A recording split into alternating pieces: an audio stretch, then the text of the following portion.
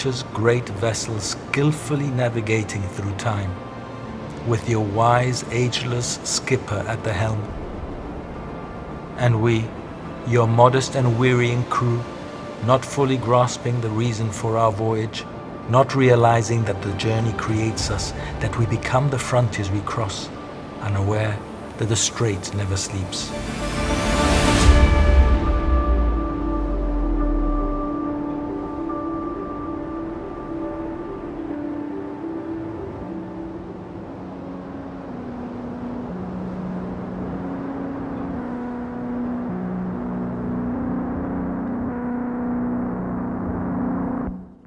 Gibraltar, where wind whispers freedom and aspiring sailors from around the world carve their legends into waves that kiss two continents. So we were looking at the currents. That was until here, right? When we get here, the current's going to be against us. True. Okay. So we checked the forecast before we left, of course. We were looking at 14 to 17 knots, possibility of gusting up to 20. That was about what we saw. Beyond the rock where Europe meets Africa, Brody Girl beckons. Join the crew, feel the spray, and let the sea write your next chapter. I'm Christina Kish, and I'm originally from Hungary. I did not have any prior experience before coming here. My first time on a sailboat was just a little over a week ago. And I'm Bobby Flood. I'm from Virginia, USA. I've had maybe 5-10 times I've been on a sailboat over the course of my life from when I was a child up until now. But just some, really basic, mainly just steering the sailboat and somebody pointing and telling me what to do. That was my experience. I didn't really understand what I was doing back then, so this has really made it clearer for me. The sea is my home. Inside, underneath, I love the sea, yeah. And we headed out around the Rock of Gibraltar with an easterly wind. And the Rock of Gibraltar acts as a wind acceleration zone. So around the rock every now and again you get gusts and then quiet spots, flat spots where there's no wind whatsoever. How things can change like that. There were quite a few changes. The book said that things change through here quite frequently, so expect changes, and we experienced that. And we felt the full force of one of those gusts on the way out.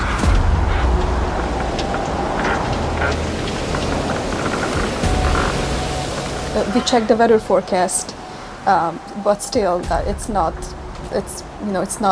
They lied. Set in stone, right? There can be changes, so it's you still have to be alert all the time.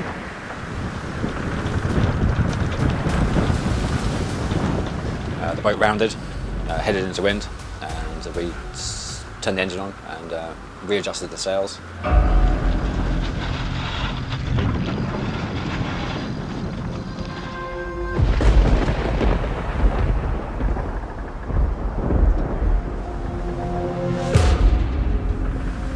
We thought that Gibraltar, being a very busy port, it's a very good training ground that you experience, container ships, various other sailboats. So it's pretty diverse, experience to have here. And then we carried on. As soon as we turned around again, the wind was heading more from the south, so it was wrapping around the other side, the south side of the Gibraltar Rock. And then we knew as the further we went out, once we got into open water and clear water, we would get that easterly at some point.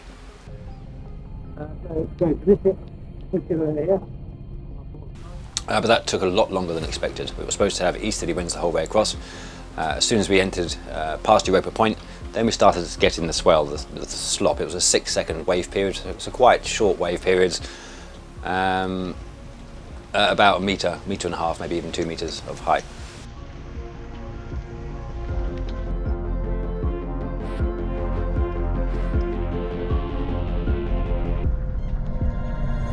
First week was competent crew, and the second week is the day skipper. These are the practical courses. previously, prior to us coming here, we also did an online theory course. Again, we didn't do it every single day. We spread it out over the weeks. It was about maybe 50 hours of online work. So the couple I'm teaching, they did their competent crew just last week, so they've gone back to back straight into their day skipper. They've already done their theory work, so they've got a good background of the boat. They did it on this boat, so they've got a good idea of what it's doing, and they're coming on along nicely. By the end of this course, it's the day skipper course, they should be able to charter a boat in a different place and be in control of that boat and the crew. And it's their responsibility from then onwards. So I start off showing them the easy way, the easy methods, and the RYA way of doing things. But by Thursday, Friday, I should be stepping back and just observing.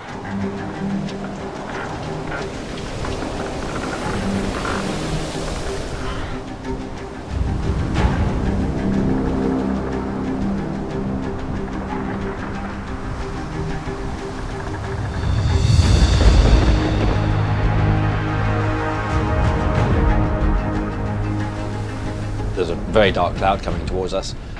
I spoke about it, said, okay, that cloud on both sides of us, is it heading towards us, is it holding back? And all of a sudden, from sunshine, we had hailstones, that was the start, and then the wind increased, went from a southeasterly to a true easterly and strong, picking up to over 27 knots of wind. So the crew handled it well, and there was no one was white, no one had fear in their eyes, which is always nice. And I think they all enjoyed it a little bit. It's just the kind of conditions that you wouldn't go out in normally. We were on a training school, so we will go out and adjust the sails accordingly to the conditions. And I think we did okay today. We did motor sail for the majority of it. Yes, maybe we could have sailed, but if we would have sailed and we got caught out with that hailstorm and that the squall that came through, then it would have been a bit more nervy, I think, for the crew. It was a wild ride for me. I enjoyed the ride coming across the Strait. The winds were heavy, the seas were rough, so this kind of gave us an idea of what bad could be like. And it wasn't bad. At no point did I feel like we were in true danger, but it did let us know kind of what rough seas are like and how things can change like that. Trafalgar Sailing School, the master storyteller, guides aspiring captains through the Straits secrets since 1995. Under Simon's calm, chaos becomes classroom and transforms storm into symphony. But all in all, we got through okay, and came into Ceuta harbour with not too many problems. Yeah, interesting.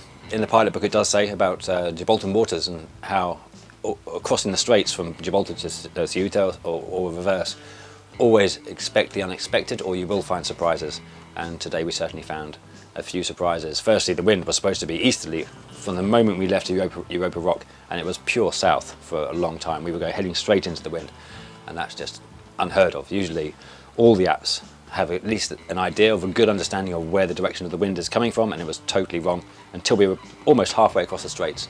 Then we got the easterly wind. So a bit of a strange but fun day.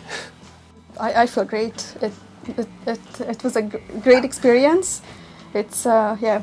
I feel great, tired though, because Yes. we worked a lot coming across today, but just really happy.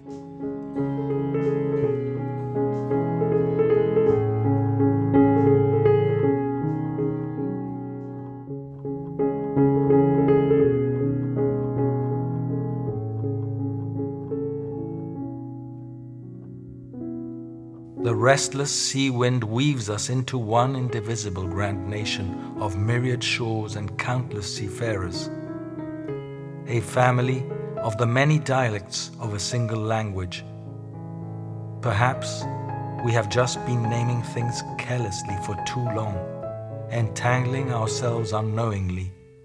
But rest assured, nature itself does not betray. O sea, yours is a pulse and a rhythm. You are the earth's life giver.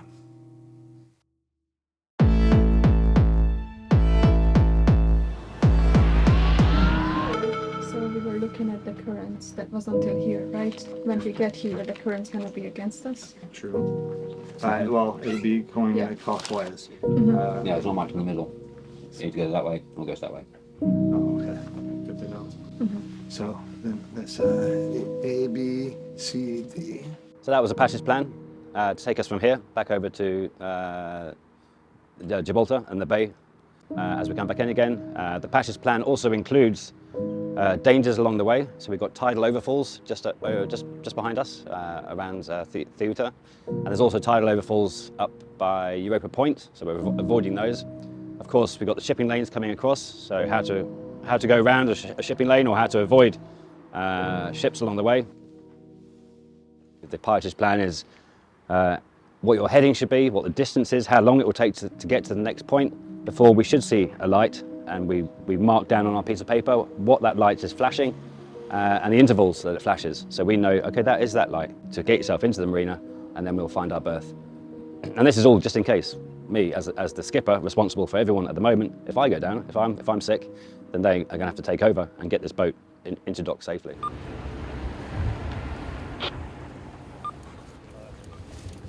And also, I think one of the most stressful parts of any sailing is coming into a port, coming into a harbour, going into a marina berth, reversing, driving forwards, coming in alongside, how to shut everything down, and how to start it up, how to do your engine checks in the mornings. And these guys are doing very, very well, I think. And the line is clear. It's all in our hands, this life of time. Let's give on to our soul. It takes a little bit of time, but I think with practice and more experience, you'll become a lot more confident, a lot quicker. Yeah, more efficient. They've got high-speed ferries in this harbour that come out, turn that corner really sharply. So we're told, contrary to normal rules and regulations, we actually have to come in on the wrong side, on the red side. With every field and rising. So it's just a great spot, and so many conditions, and there's almost always wind here. A lot of the places you'll go to, there might be flat, like in the summertime, there might be no wind for weeks and weeks. We've got Tarifa just around down the coast. 300 days of the year, it has 30 knots of wind. So around the Straits of Gibraltar, there's almost always wind. So it's a great spot for sailing, to learn how to sail. Better and better with every day. Simon is a really good teacher, really humble, patient. Takes his time to show us things, explain why certain things are.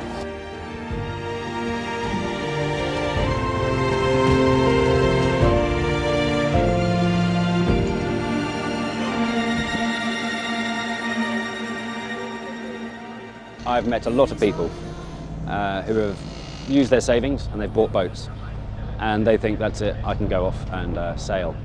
I would definitely say a competent crew course and a day skipper course as an absolute minimum for anyone thinking about going across the Straits of Gibraltar, going any coastal passage. It gives you really good insight as to what you should look out for, what to be careful of. The weather can be dangerous. You have to respect the sea, respect the weather, and know your boat and know the capability of your crew as well. 2, 1. Prepare to stop the boat.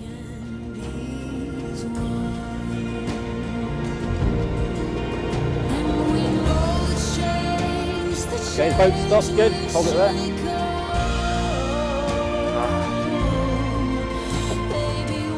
Oh, we're still working that out. We weren't even certain if we had liked sailing, or I knew I would, but she wasn't sure if she would like sailing.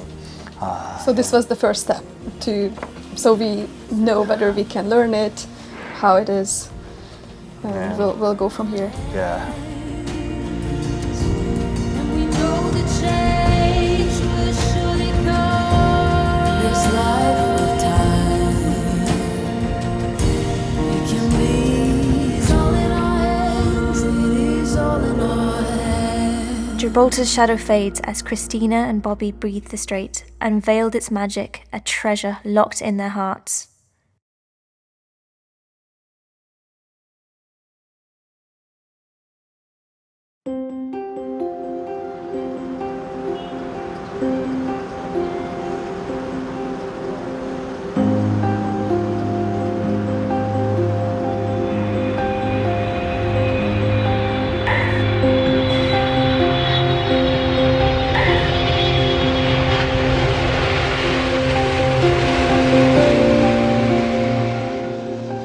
It's just fantastic.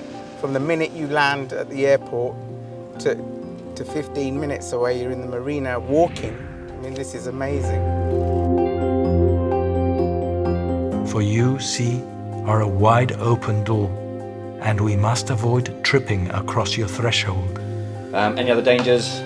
We talked about this yesterday, didn't we? The traffic separation scheme from the Suez Canal or anywhere in Europe is going to come through. Nowadays they have to go through the TSS, so it keeps everyone safe. My name's Terry Puriwal, and I've come down from London. Yeah. So all vessels going east to west are going to go through this side. Everyone going from west to east goes to this side. Into Tangier Med, 3 ports here in Tangier Med, extremely busy as well, and a lot of ships coming out of Gibraltar, Algeciras, and going in different directions as well. So it's quite a busy area. Going across the Straits is a really good example of, well, the second busiest shipping lane in the world.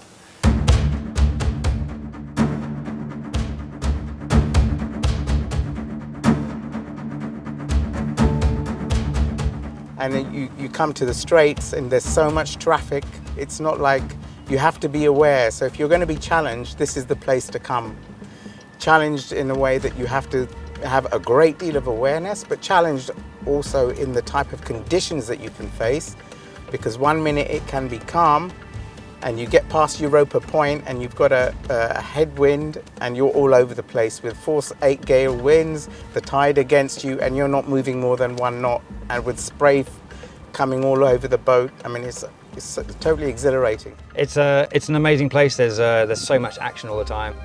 We see whales, we see the ships, of course. We're going across, there's TSS traffic separation schemes, there's precautionary areas.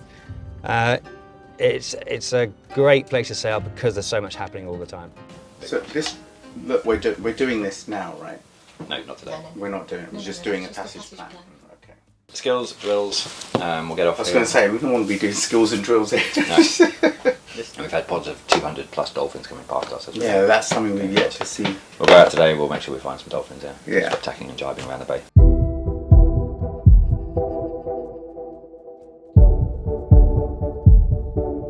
I went on a yacht many years ago, 25, 26 years ago. It was a massive yacht.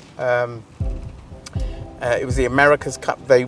Basically, this yacht sailed across the Atlantic, and my company took me on this yacht, and I saw this yacht travel across the water from Southampton to Cowes, and just with the wind. It was a massive boat, and just to see this power, natural power, harnessed and moving this great big yacht, and I thought one day I'm going to do this, you know. And here I am, 25 years in Gibraltar, learning how to sail. So my dreams come true, yeah.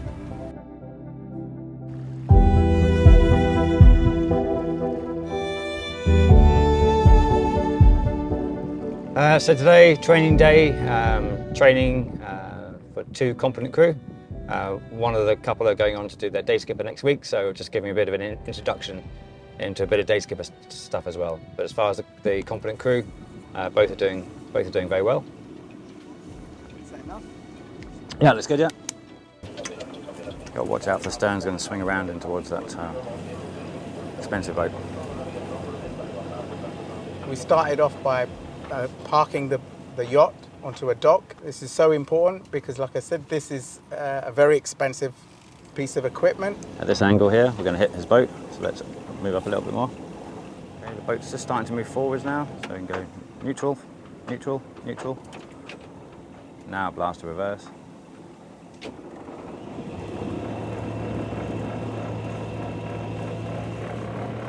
Good, plenty. No, neutral. Because you get that wrong, you can do a lot of damage. So I think it was really important to learn this. That's lovely, yeah. Okay, you can use your crew if they've got any distance off the pontoon. Is about ½ a metre, looking perfect. Still about ½ a metre. ½ a metre, looking good. Into forwards, hard. Stop the boat. Good, lovely. Nice throw, stop the boat. We're going forwards. So watch Sharon's hands. You don't want her to be pulling it back. You use the engine to get yourself in position. Lovely, nice park. And that's really experience, knowing that the wind has got the bow starting to move. There's no way we're going to get it back round again.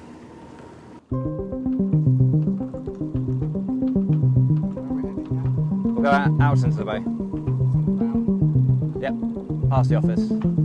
The rich mythological substrate of the Strait captures an underlying essence which challenges reality and unsettles it. Progression every single day. I like teaching the competent crew, people that have no idea about sailing at all, and the learning curve is huge. I just love watching people gain the knowledge and learn a new language, like starboard side, port, bow, stern, aft, forward. You know, there's all these new languages. People are like, what are you saying on the first day? And by now, it's all starting to sink in, so it's coming together. By tomorrow, hopefully, I can sit back and just let them crack on with it. Always here to ready just in case, but yeah, doing really well.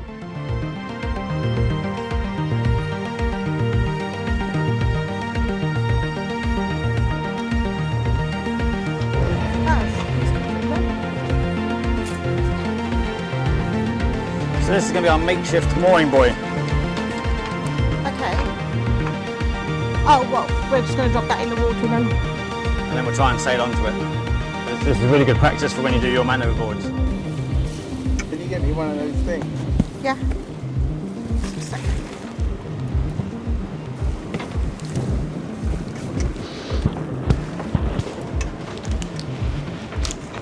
Good, and we're going to do doing this by sail. We can see a mooring buoy in the distance. We're not sure how it's set up. There's so many different types of mooring buoys. Some of them missing the pickup line, some are missing buoys. You never know what you're going to get, so we're going to do a drive-by first. Okay. Just using engine. Just using sail. We've left the marina and then we learned how to anchor off a buoy. We then also learned how to tack, in other words, how to go off in one direction then move into another direction when you don't have the wind.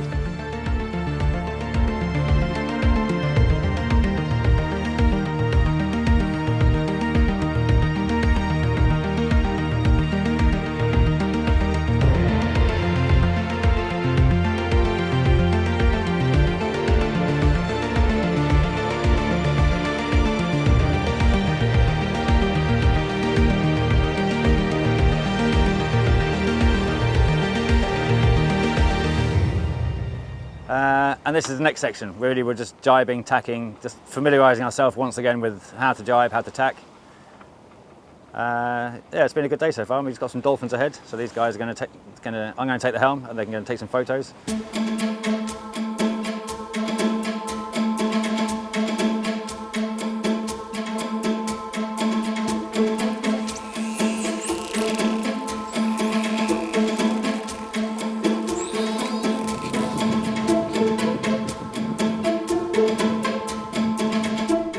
Terry's eyes widen, wash with wonder, as dolphins rise like liquid sunlight, a chorus of freedom on the Strait.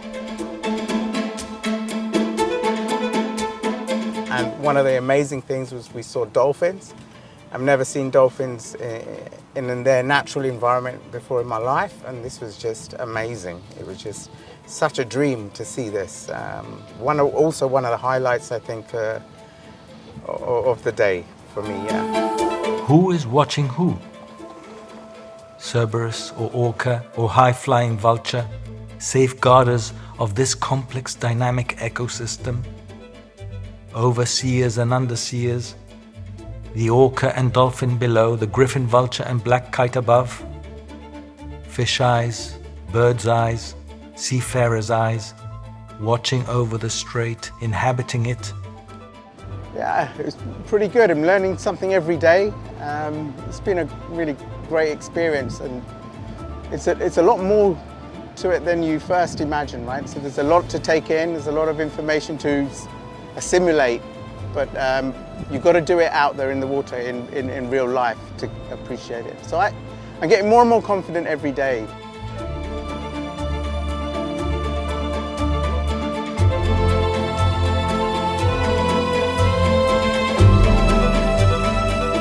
More than mastering sails, Terry masters a moment. Dolphins, nature's acrobats. Beyond the thrill of the chase, the Strait's mammals unveil a deeper story.